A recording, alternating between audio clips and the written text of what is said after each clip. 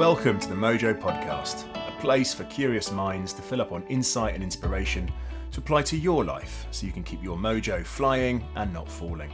I'm your host, Richard Stokes, and it's a pleasure to be with you for episode 2 of the 5th series of the Mojo podcast. And in this current series, I'm talking to a group of people I'm calling the practitioners, experts in their field, who have truly walked the walk before talking the talk, and whose wisdom, advice and tips will help you and your mojo. And frankly, their stories will inspire you, perhaps to get a little unstuck, to move again in the direction you choose, to find flow over resistance. In short, to find your mojo. Now, today's invitation is to think about a subject that affects us all, whatever your gender or your age. It has importance for us every day and for most of our lives. This episode is for everyone. Today, we're going to talk about sex. And my pause there is deliberate. What comes up for you when I say that word? It can be quite loaded, right? Well, today I'm joined by an amazing guest to have a powerful conversation about sex. Indeed, her purpose is to help promote sexual energy as a force for good, because sex and intimacy have huge impact on our lives, maybe more than we believe. The more we can lift the shame of talking about sex, the better it is for everyone.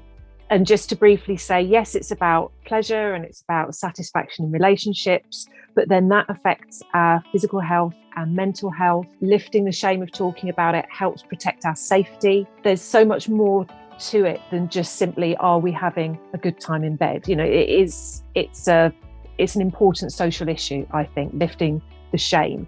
Ruth Ramsay is an adult sex educator and coach, and she'll explain exactly what that does involve and what it doesn't involve. Ruth talks about how she works with her clients and why people come to her. She also speaks with great honesty and openness about her own journey to this incredible work and why her sense of purpose is just so strong. And when she chose to hide what she did, for good reason, as you'll hear, the impact that this had on her. Ruth's goal is to normalise our relationship with sex so that we can all have more fun, less fear, to treat sex as a hobby and simply be more open with a subject which is so very natural yet tied up with our beliefs about right and wrong, good and bad. Ruth is hugely generous with the tips and advice she shares. There's so much in here for anyone interested in learning more about their sexual lives. The show notes are full of links, so please go and check those out after the show. And you may be asking yourself a little question. How do I know Ruth? And it's a fair question. And in my bid to normalise and destigmatise this conversation, I can tell you that my wife and I have worked with Ruth, and it's been really important to our relationship and hence our mojo. So I'll talk a little bit about our experience in this episode. So this one is very personal, and it's a real treat actually to speak to Ruth again because she's such an expert in this area. I really hope you get something from this, an idea, some more curiosity, the desire to make some change, and whatever you get, that's great. My only ask, as ever, is to please leave some feedback for this humble podcast with a review on Apple Podcasts, and do share it with anyone you know who may benefit. That might be your partner, a close friend, anyone you think who this will be useful for. Okay, let's get into it. Here's my Mojo conversation with Ruth Ramsay. So welcome back to the Mojo podcast. Great to be back for another episode. And I'm delighted to have my guest join me today from Buckinghamshire in the UK, Ruth Ramsay. Ruth, how are you doing? I'm good, thank you. I'm very excited to do this podcast. I'm a little bit nervous. I've got a little flutter, but I see that as a good thing. Oh, it's hopefully a good indicator of what's to come. And Ruth, thank you for your time today and joining us today. I've obviously talked about how we know each other already, having worked with you in the last year, and really want to get into your wisdom, your experience in this area around intimacy, around our sexual lives, which as we will talk about, I'm sure there's stigma, there's taboos around. So there's lots for us to uncover today. I'm very excited to get into it. But of course, my first question, I want to check in with you. How is your mojo today out of 10? I would say I am an 8 out of 10 this morning. Okay. So pretty high. And so for you, an 8 is pretty high because it's all relative, this score, of course. Yeah. I would say 8 is kind of what I would aim for in terms of on a sort of day by day basis. If I was a 7, I'd be thinking, okay, how can I get this up? If I was a 9, I would be thinking, oh, this is great. What's making me a 9? I would say an 8 is generally what I look for in my kind of day-to-day working life. 9 and 10 is reserved for ecstatic moments, be that around sex or clubbing or whatever. I think if I was at a 9 all the time, I might not be very productive. Great. Well, I think we might get into a bit of that later on in terms of the things that you need for your Mojo to get up to those 9s and 10. But really interesting that 8 is an aim for steady state for you. If you're at that is a really good place, and that sort of 9 and 10 sounds quite a special place. Exactly. Yeah. And so when I say that word Mojo, as I'm on this journey to just talk to more and more people about it and what it means to them, what does it mean to you? Well, it was interesting thinking about this, knowing that I was going to be on the podcast. But what came to me, first of all, is when my default facial expression is a smile, then I know my Mojo is good. Expanding on that, when I have an assumption with whatever I meet that day, be it an email or a person or whatever, when I have an assumption of positive, good energy, and in a mindset of what if it all goes right, rather than the what if it all goes wrong mindset. So yeah, when I'm smiling, when I'm expecting good, and when my attitude is what if it all goes right, that's when I know that I've got good Mojo.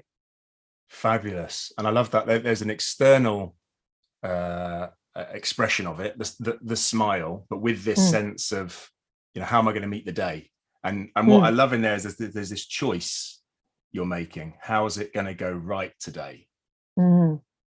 Yeah, that's a great expression, I think, of what Mojo is, and as it's very personal to you.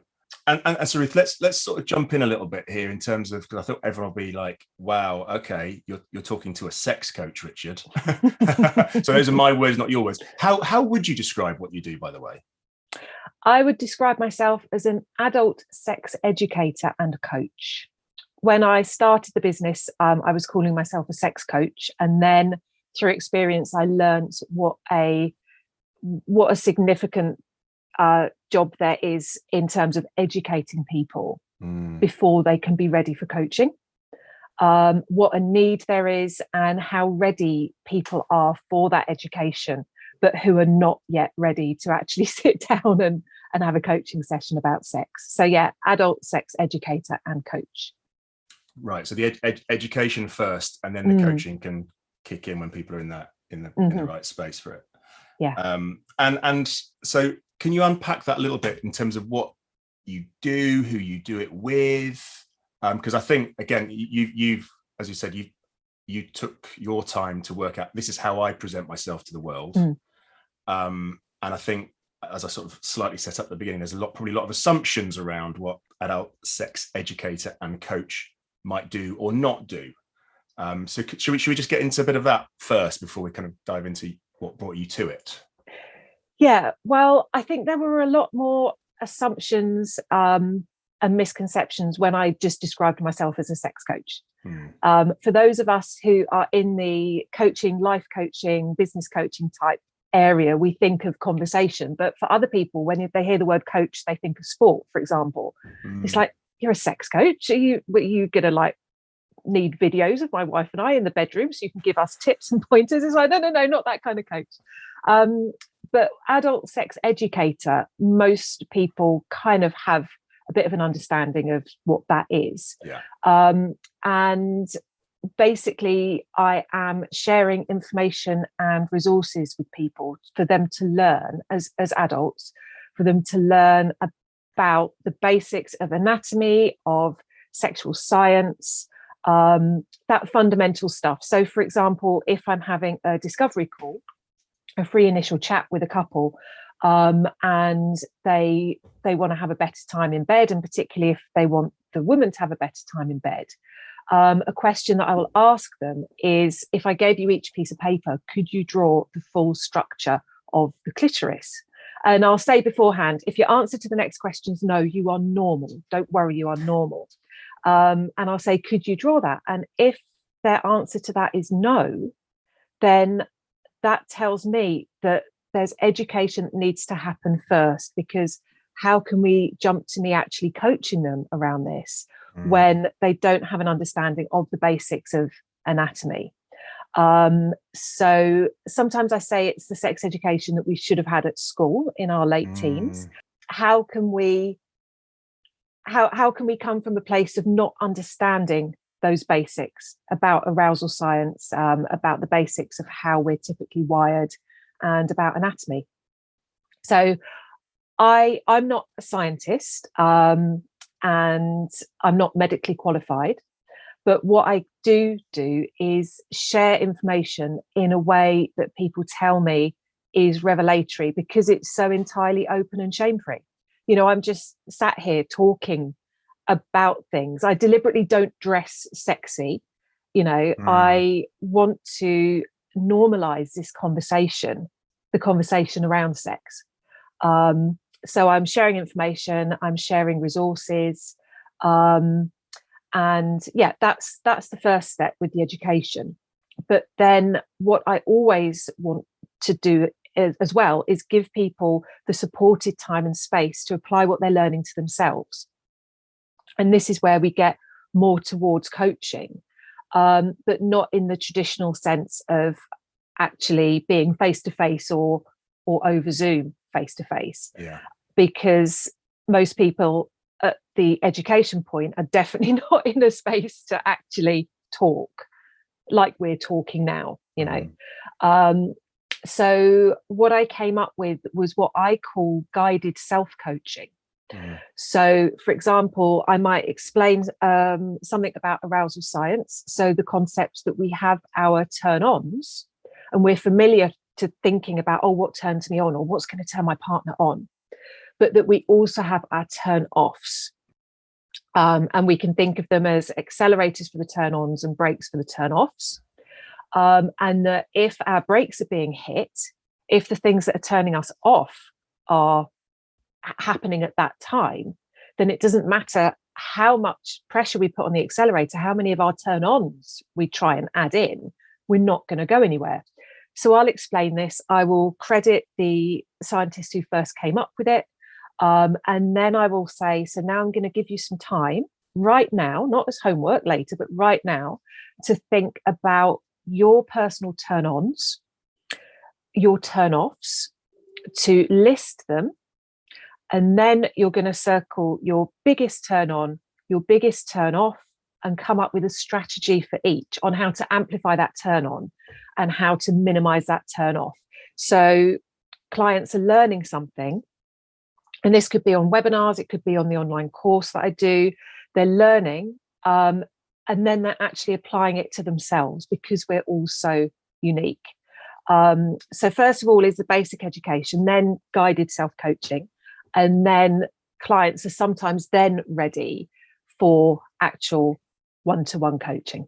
Got it. Thank you. Yeah. And as someone, as I said, who's been through one of your courses, obviously with my wife, the word you use there about revelations is absolutely, I can absolutely say is absolutely the case, and various things that came up. And you talked about anatomy science. Frankly, the last time I'd probably been I'm not sure the word taught is right. This would have been at school a really long time ago by a sort of an awkward biology teacher. It was like, oh God, I've got the sex ed class to do now. And then after that, frankly, it's playground chat, and then films and porn probably is where we're getting our cues from. So the fact that you break that down and show very clearly this is actually what's going on in this case in the female body, for me was like, oh wow, okay. I'm glad I've come to this now. It's not too late. It's definitely not too late to learn.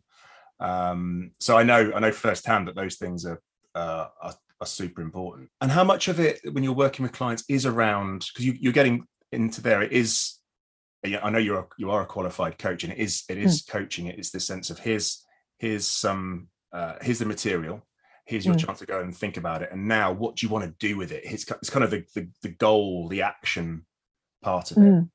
How important is that to your clients? I think when they have the foundation of the knowledge about their bodies, about partners' bodies, when they realize that they're normal, that's the big revelation from a lot of it. A lot of people is like, oh, I'm normal. And when they have helped sort of lose the shame of talking about it, and they've been able to recognize how their assumptions around how sex should be have been based around, as you say, the media, porn, etc. And they can kind of free themselves up to a whole new way of looking at sex and sort of lose those assumptions. What I tend to find then is people are in a good place just to kind of go off and learn and explore on their own. People need one-to-one coaching when there's something very specific that's getting in the way of them feeling fully free to explore their sexual life. Obviously, if it's related to trauma in the past, that's when I would hand over to a therapist or counsellor. Yeah. So as you'll understand, as a coach, I'm working with people who are ready to look forward and take supported, active steps forward. Yeah. And typically, once someone understands their body, has been through maybe a period of outrage and anger at why was I not taught this? Why have I spent decades in some cases of clients, decades as an adult? I look back, my marriage might have survived, all sorts of stuff. There can be a lot of anger of why didn't I know this earlier? But once they've got over that, part of their education will be realizing that sex doesn't stop when we get to 45 or 50 or whatever they've assumed. And they've been able to develop this optimism about having sexual pleasure in their lives right up until the end of their active life. At that point, there are so many resources out there. And maybe if they've found that they're curious about kink, there's fantastic kink clubs. If they found that they want to experience lots of different physical sensations, there's incredible innovations in sex toys at the moment. And it's a lovely point for me when I can just sort of set them off to continue the journey on their own. Because there is great stuff out there once we get past the blocks and the shame and the lack of knowledge. And we're gonna come on and talk about resources, etc. I know before the end, but that bit about I think beliefs in there, that seems to be a key area in terms of, we talk about self-limiting beliefs in coaching all the time. And as you say, it seems that's what people come to you with, whether they knew that what it was, or that belief exposes itself in its work with you. Is that what you're finding, that our belief systems kind of get in the way? Definitely, I see people's belief systems getting in the way. And the beliefs that we can have are so strong and go right back to our earliest days and what we saw our parents or caregivers doing, what messages we received from them. Messages from the media are so strong. A comparison that I give, that various other sex educators give as well, because it's so perfect, is to say, you wouldn't expect to learn to drive from watching the Fast and the Furious films. So why do we think we can learn about sex from watching mainstream films? And then there can be very deep-seated beliefs from religion, from school, from very early sexual experiences. So there's a beliefs process that I work through with people where we look at, where does the belief come from? Do we trust the source of that belief? Is that source always correct about everything? So would you trust the mainstream entertainment media? Is it correct in everything it portrays? Well, no, of course not. Then looking at what would be a more positive belief to replace that with, and then if necessary, the stepping stones to get to that new belief. And it's a process that can be repeated again and again and again with different beliefs as they come up and with different kind of nuances of beliefs. Normally, once people realize that they've been basing their knowledge around something which, of course, isn't a source of education. And very often when I just give that Fast and the Furious example, you see people go, wow, that is a big light bulb moment. And all through this journey, right from the first conversation, the first light bulb moment people will tell me they've had is just to hear me talking so normally. As I say, sat here normally. I haven't put red lipstick on or anything. It's not what people expect. That's the first light bulb. Like, wow, we can just sit and we can have a conversation about sex that isn't sexy. I think that's one of the big things. And then from there, it's just light bulb after light bulb. And realizing that the sources of their beliefs aren't to be trusted. That's definitely a big series of light bulbs. Yeah. So this whole, you are normal. You are, yes. Most people are thinking exactly like you're thinking. That kind of assurance. Judgment is a very heavy thing, sort of self-judgment and criticism. And you sort of, when you lift that away, again, I found that I can be more open to this. It's not about doing things wrong. It's about understanding who you are. And so let's have a look at, if it's okay with you, what brought you to here, to being in this position where you can normalize this conversation around sex and intimacy, which I think is really, really important. And as I said, as a source for people's mojo as well. I mean, I've talked to people an awful lot about their mojo, and guess what? No one ever says, yeah, sex life is fabulous at the moment. And that's why my mojo is really good. It's just not spoken about. So I'd love to get into a bit of your story, Ruth, if that's okay with you, in terms of what brought you to here. It starts very young for me.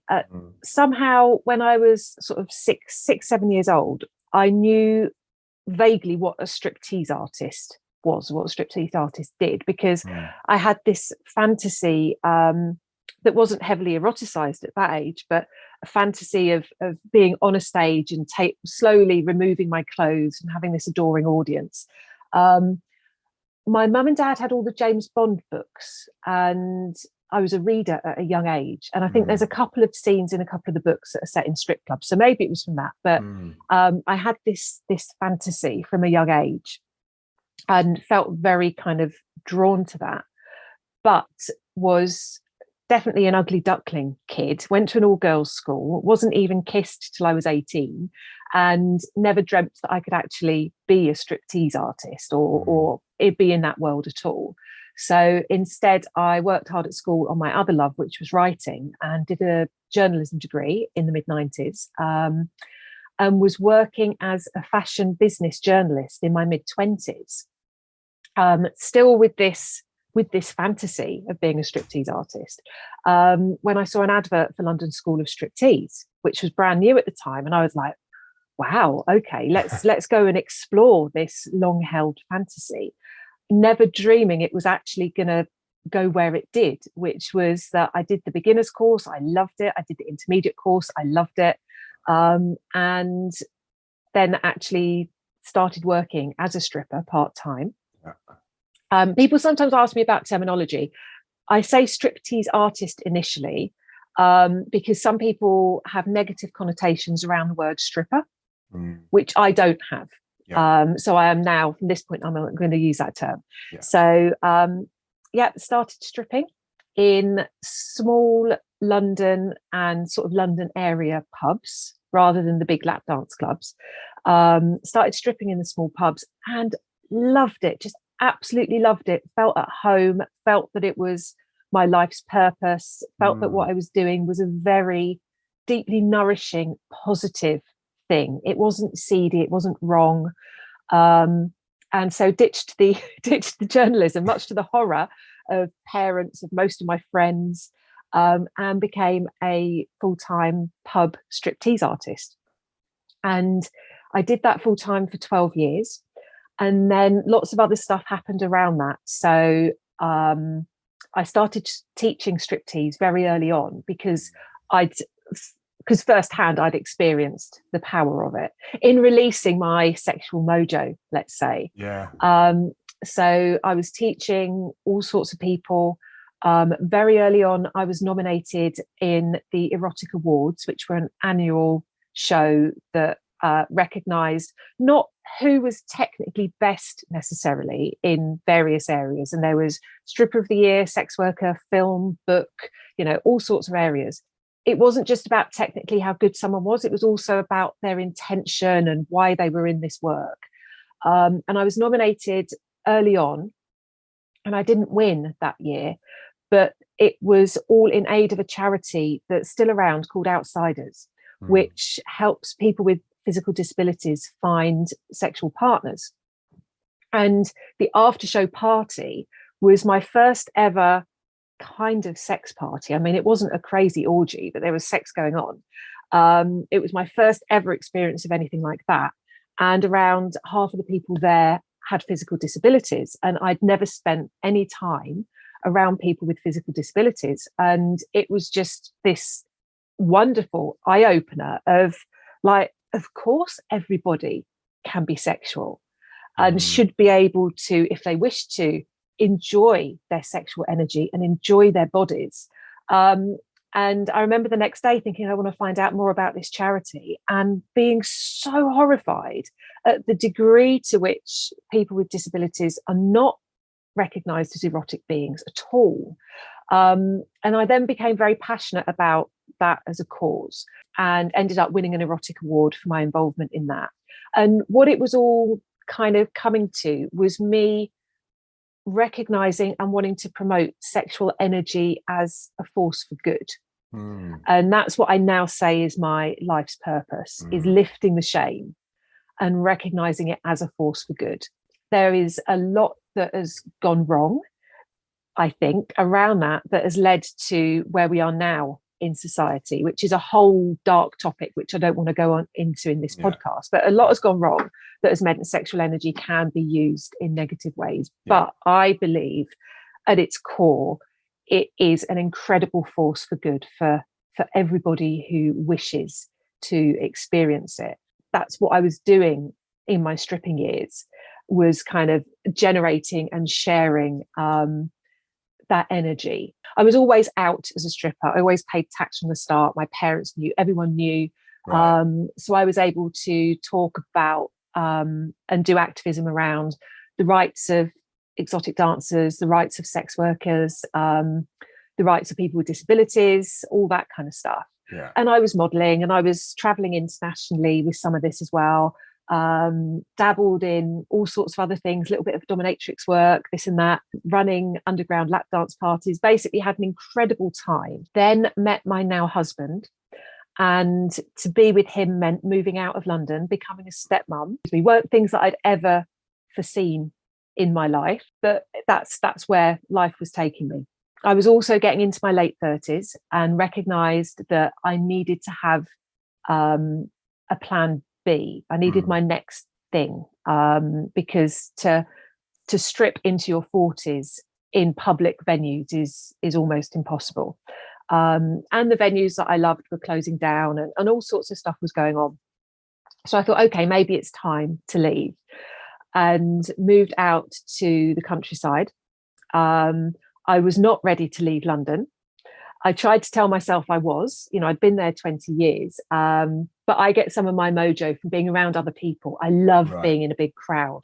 Suddenly I'm in sheep-strewn countryside, in the middle of fields, in a barn conversion, and friends who were ready to leave London were so jealous. But I was just like, I don't like this at all. But I made my mission the creation of a happy step family. Yeah. That's what everything was about. I'd studied and qualified as a personal fitness trainer, because I thought it ticks a lot of the same boxes as stripping, in that I'm self-employed, I'm on my feet, I've got music on, but most importantly, I'm in a very intimate space with people straight away. I'm not someone who likes meaningless chit-chat, or to me, meaningless chit-chat around events. I like to get in there straight away. And obviously, with a personal trainer, fitness trainer, right from your first session, you're sweating in front of them, and it's an intimate relationship. I guess it's quite to get the most from it. You need to expose an element of yourself. I did that, but deep down, I couldn't leave the stripping behind, or I wasn't ready to. And I remember once a year or so, I'd get my big suitcase of all my stripping outfits out from under the bed. And I'd think, right, I need to clear through this. I'll keep a few for souvenirs, but I need to get rid of the rest. And I just end up in floods of tears, just thinking I can't do this. I kind of had the realization I'm a full-time striptease artist who just happens to not have stripped for 4 years and to be working as a PT. But I am still a striptease artist. But life circumstances as they were at the moment didn't allow me to move from that. I did create a happy step family, and that's probably my proudest achievement in my life. I feel a little bit emotional saying that now, but it did come at the personal cost for those years of kind of suppressing this. My life's purpose is sexual energy as a force for good. Yeah.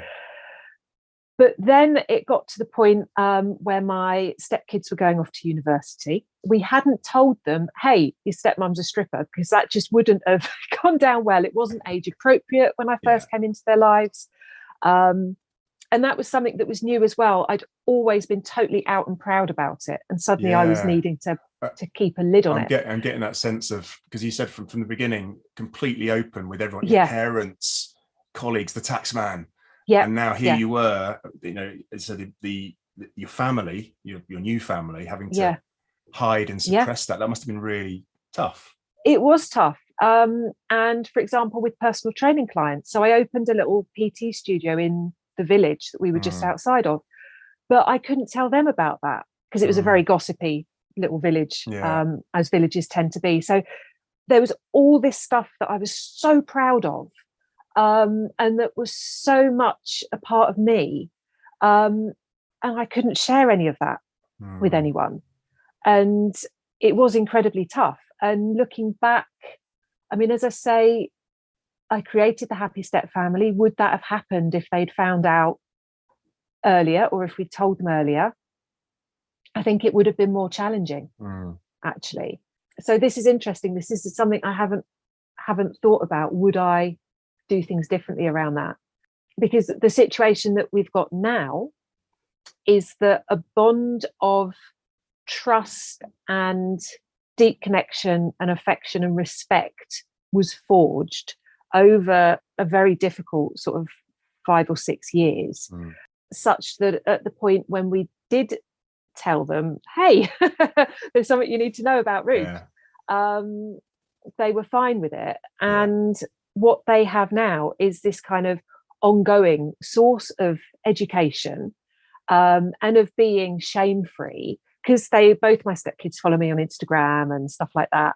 I offer them places on my courses. They've not gone that far yet, but we've been able to talk about sex with both of them in a way that my husband says he never would have been able to do without the influence of me coming into the family. I think what I would say to anyone who is considering suppressing and hiding such an important part of themselves is to think about, why are you doing this, and is the outcome worth the suffering you're going to go through in suppressing that? And I think for me the outcome was worth the suffering, but it was a very tough few years. And then I was like, well, I want to be back in the erotic world because it's where I feel at home, it's where I feel right, and it is my life's purpose. But how on earth am I going to do that? Because I'm now in my early 40s. I'm still living outside of London. I don't really feel, I mean, I couldn't go and work at a strip club in our nearest big town, which would be Milton Keynes, because they wouldn't even have me for an interview in my early 40s, I imagine. Right. And so what am I going to do? And I was unsure, but had heard about life coaching as a concept, which is something that I was unfamiliar with, but had heard about it, and had heard about the life coaching school Animas, which is transformational coaching, and decided to sign up to do a diploma. About a month after the end of it, someone who'd been on the course with me contacted me. And, when someone says, I want to ask you something, but I don't want to offend you, and I don't want you to be angry, and it's okay to say no. And you're just like, what on earth are they going to say? What's coming next? And it was a lady, and she said, would you coach me around my sex life? And it turned out she had been paired up with me in an exercise as part of the coaching diploma where I had talked about my stripping past. It wasn't something that I shouted about generally, but she knew about it because of this particular exercise we'd done. And she said, I'm about to turn 40. My body started changing. My attitude to sex is changing in a way that I don't like. So, for example, I'm suddenly expecting my partner to look at younger women. There's nothing he's done to suggest that's going to happen. But my whole attitude is changing and I don't like it. But I'm so shy to talk and so worried about sharing some of the things that I know are deep within me. But with you, because of your past, I know you're not going to slut shame me. I know you're not going to judge me. I feel that I can talk openly to you. So I hope you're not offended and you can say no, but would you coach me around sex? And I was like, yes. That was my light bulb moment. Yeah. That the coaching diploma that I'd done could actually be applied. All coaching methodologies and exercises can all be applied to sex. So that almost brings us up to now. Yeah. I was launching just at the start of the pandemic, and I thought that I could launch and work as a sex coach. But as I said at the start of this podcast, I learned very quickly that there was this whole education that needed to be done first. One of my jobs when I was stripping was reviewing books about sex. So I had learned a hell of a lot at that point about things like anatomy and things. And I'd underestimated the lack of knowledge that's out there generally. Yeah. So I was like, okay, there's this education process. And I'd also underestimated how embarrassed people felt talking about sex, because I think you'd originally asked me, how did I get to the point where I'm so relaxed? It's because in my 12 years of stripping, I spent far more time talking than actually on stage dancing. And very often the conversation was sex, whether it was with guys out in the pub or in the club, or whether it was with other performers in the dressing room. Generally what we were talking about was sex. Yeah. So for me, I'm entirely comfortable. I think feeling that you understand kind of how it all works, anatomy and science wise, gives confidence as well. Yeah, that's why I am so comfortable. And as I said, the first light bulb moment people have working with me is, wow, it is possible to be that comfortable, and I don't need to feel ashamed in talking to this person because she's not ashamed. So yeah. Well, and thank you for that, your journey, and expanding on your journey, and being so honest about it, Ruth. Exactly what you're saying about that, having to suppress and hold back, something that, as you said, you discovered. I found my purpose. This is what I'm here to do. And having to sort of, as you say, exchange that for a little while for a different purpose, which was, developing your step family. But here you are back again, and I love that story about how a conversation that might not have happened unless your friend and then client had that. Oh, I don't know if I want to ask you this, but I'm going to ask you anyway, because her need was so strong. And here you are, with this great roster of clients and your presence, and I say your openness to support people in an area where I would say there's probably not a lot of support, or not enough. It's really important the work you're doing. How would you, we're going to talk about some resources that you can share with people in a second, but what would be your kind of top tips or just views on, if you really want to bring more awareness to your intimate life, what would be the places you would go first? I know everyone's different, but in general, because all the people you've worked with. The things that I see make the most difference, kind of pretty much across the board for all clients. The first one is education around anatomy and sexual science. And there are incredible podcasts. There's some great books. I'll give you all of these to put down in the show notes. Great. You can absolutely go and educate yourself around this, whatever gender you are as well. So education, which will enable you to realize I'm normal. The big thing around this that I see people have revelations around is how in a long-term relationship, our desire style shifts from what's called spontaneous, where we feel like we just suddenly want sex, to what's called responsive, where we need to be creating a sexual scenario in order to then get turned on. Yeah. And that latter is so normal that clinically now, if a woman in a long-term relationship presents clinically and says she never spontaneously feels like sex, that's considered clinically normal. And so many people don't realize that because of the media, because of this, oh, you should just spontaneously want sex with your partner, or, oh, you've got low desire, or, oh, maybe you shouldn't be together anymore, maybe the relationship is wrong, all this kind of stuff. And when people learn, no, it's normal, it's totally normal. And all you need to do is recognize that and then come up with strategies to work with that, and that's such a relief for people. I have people crying, saying, oh, I thought my relationship was over. I should consider splitting up with my husband because we're not having regular sex and I never spontaneously want it. And it's like, well, no, it's normal, this situation. Sorry, I know I've gone off on one, but No, I get so passionate about this. So education, books, podcasts, there's great TV series out there at the moment. Netflix has had some great stuff this year. So education is the first thing. Another thing which is a light bulb for people is when I advise them to view sex as a hobby. Yes. So I say if your hobby was tennis, would you always wear the same thing? When you step onto the court, would you do exactly the same moves in the same order? Would you never read any books or magazines about tennis, never discuss tennis with anyone? And they're like, no. It's like, well, if you view sex as a hobby, constantly curious about how can we enjoy this more? What can be different? What new things are there science-wise? Or, I said about clothing with tennis. So clothing-wise or sex toy-wise, this curiosity and also dedicating time to it. If tennis was your hobby, would you never book a tennis court? You just expect at some point in the weekend to go, oh, I feel like tennis. And then your tennis partner would need to be feeling like it as well.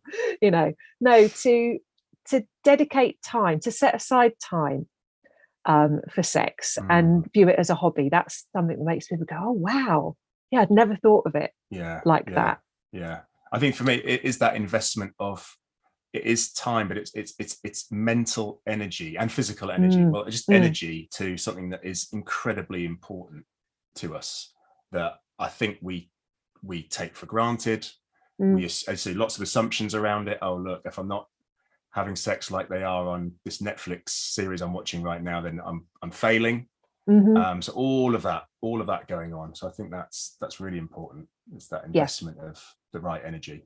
Something that's been a revelation for a lot of clients and that I actively use in my sex life as well, is in my partnered sex life, is for us to ask each other to pause and ask, what do you need tonight? Because we can be having sex for lots of different reasons. It might be that we're feeling horny, or it might be that we've had a bad day that has left us feeling really unsettled and we want to feel emotionally close and cared for. There can be lots of reasons that we have sex, but typically in partnered sex, once sex starts, once the first sort of domino is pushed over of, okay, now we're going to have sex, we kind of go a bit onto autopilot and do the same stuff in the same order as we always do. And if instead we can actually stop and check in, what do you need? Might be like, well, actually, I need to absolutely be in charge and be a bit aggressive with you. Or it might be, actually, I need something very slow and loving and to be held. It might be, I want a sexual connection, but I'm exhausted and I don't want to try for an orgasm. And that could be so important, because then that's going to affect how your partner is acting towards you. So just checking in on what do you actually need? And then one of the benefit from that is in the moment, but also wider than that, because sex ends up becoming more varied. You don't just do the same thing every time. So it's more varied, it's more satisfying because it's tailored to what you need in that moment. Therefore, it's more fulfilling. Therefore, you want it more. People's big desire, they say to me, is to have spontaneous sex again, even when they learn that it's totally normal to have responsive sex. But in order for us to spontaneously want sex with a long-term partner, the sex we're having with them needs to be fantastic. It needs to be good enough that we do just think about it at 10:30 on a Saturday morning when we're doing the washing up or whatever. And in order for it to be good and fulfilling, we need to recognize that what we need at different times changes. Yeah. So yeah, one of my clients described that as their power phrase from the point they learned it. What do you need tonight? And that they always check in now. Yeah. So that's powerful. Great. I love that. Just bringing that real intention to the communication. It's like, you know, what do you need? What do I need? And recognizing that, and then it's sort of getting on the same page rather than assuming we're on the same page, not even reading the same book right now. that importance of the communication. So thank you for that. There's some tips, some ideas, and what we always like to do is leave people wanting more, as you were sort of describing there. But Ruth, what would be your invitation for people to do next if this has really sparked an interest? And as we said, this conversation isn't going on everywhere, but it's a really, really important one to be having. So again, thank you for coming on and talking about it. But what would be your invitation for people to do now? My invitation, if you just want something that you don't need to directly engage in, is podcasts. So I love podcasts because you are hearing people talking about sex. And if we can normalise that, then we can talk more easily. Something I always say at the end of all my one-off webinars and courses and everything, think of the one thing that you've learnt that's been your biggest light bulb moment from this. Go and tell someone else about it. The more we can lift the shame of talking about sex, the better it is for everyone. And just to briefly say, yes, it's about pleasure and it's about satisfaction in relationships, but then that affects our physical health and mental health. Lifting the shame of talking about it helps protect our safety. There's so much more to it than just simply, are we having a good time in bed? You know, it's an important social issue, I think, lifting the shame. There's loads and loads of sex podcasts out there, and they are, if you're on a Apple Podcasts or one of the mainstream podcast platforms, they will all be education focused. So it's the same as social media. They're not allowed to, their intent cannot be to arouse you. They have to be educational. Got it. My favourites include Sexology Podcast with Dr. Nazanin Moali and Justin Laymiller's Sex and Psychology is great. I mean, it's all my favourite things. But there's lots out there, whether you're looking for yourself, whether you're looking for your teenage child, whether you want something jokey, something very high science, there's lots out there. So listening to podcasts. If you are thinking, I want to take a step beyond that and apply it to me, to myself, then you can look out for my webinars, but particularly for my flagship course. So I have an 8-week course called the Passionate Programme. I run it 3 times a year, generally. The next one, as of this recording, is starting on October 24th, 2022. Right. So it's coming up next month. Yeah. And what that does is take you through this 8-week journey into developing a much deeper understanding of sex and of yourself sexually. Everyone who's ever taken the Passionate Programme, and it's anonymous participation, and you don't have to share anything back with me, you do it entirely yourself. But I sometimes like to think how everyone who's ever done it, their sort of suite of 8 workbooks at the end is going to be absolutely unique. And it kind of forms their own user manual to themselves as a sexual being. Yeah, I'm so proud of that. And people tell me that, it's changed their life. It's changed their whole relationship to pleasure. It's saved their marriage, all sorts of amazing stuff. And beyond that, just start tuning into what's out there. and don't be so scared of it. I think people are scared because porn can be so misleading around sex, but the quality of sex education stuff out there at the moment, if you're on Apple Podcasts, if you're on Netflix and it's educational, the quality is amazing. Don't be scared. Yeah. Dive into it, learn, and share it with the people you care about.